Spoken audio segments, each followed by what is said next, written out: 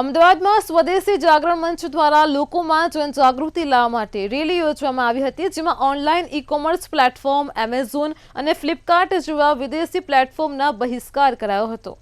સ્વદેશી ચીજવસ્તુઓ પ્રત્યે લોકોમાં જાગૃતિ લાવવા માટે ખાસ રેલીનું આયોજન કરાયું। આ રેલીમાં મોટી સંખ્યામાં સ્વદેશી જાગરણ મંચ, મણિનગર ભાગ, વટવા ભાગ અને અમરાઈવાડી ભાગના કાર્યકરો જોડાયા। આ રેલીમાં અસંખ્ય કાર્યકરો હાથમાં પ્લેકાર્ડ સાથે જોવા મળ્યા, તેમજ દુકાનોમાં સ્વદેશી અપનાવો, સ્વદેશી બચાવોના સ્ટીકરો પણ લગાવવામાં આવ્યા હતા।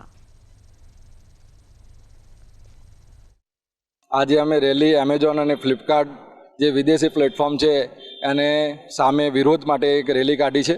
આ રેલીના કારણે એમેઝોન ફ્લિપકાર્ટના કારણે આપણા ત્યાં માણસો છે એ ડિલિવરી બોય બનીને રહી જાય છે અને આપણું અર્થતંત્રનું બી નુકસાન થઈ રહ્યું છે।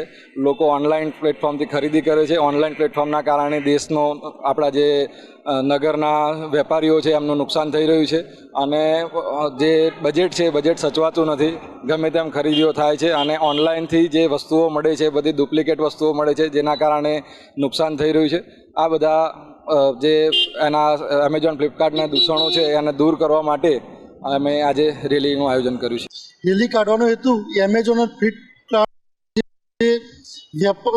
ગ્રાહકો ઠગાઈ રહ્યા છે અને નાના વેપારી, નાના એકમોનું જે શોષણ થઈ રહ્યું, વેપારી એકમો બંધ થઈ રહ્યા છે, એના માટે લોકજાગૃતિ માટેનો આ કાર્યક્રમ છે। યંગસ્ટર બાળકો પણ ઓનલાઈન ખરીદી કરતા થઈ ગયા છે, તો એમને પણ પોતાને જે માર્કેટ કરતા કેટલા ભાવમાં શું વસ્તુ પડી છે અથવા તો આપણે કેટલી ખરીદી કરીએ છીએ એ રીતનો કોઈ જ એમનો રહેતો નથી અને આખું ઘરનું અર્થતંત્ર પણ ખોરવાઈ જાય છે। આના કારણે આપણા ઘરના બજેટ પર પણ ખૂબ ખરાબ અસર પડે છે અને આમ પણ આપણા દેશના અર્થતંત્ર માટે પણ સ્વદેશી વસ્તુઓ, ખાસ કરીને લોકલ વેપારીઓ પાસેથી ખરીદી કરવી એ જરૂરી છે।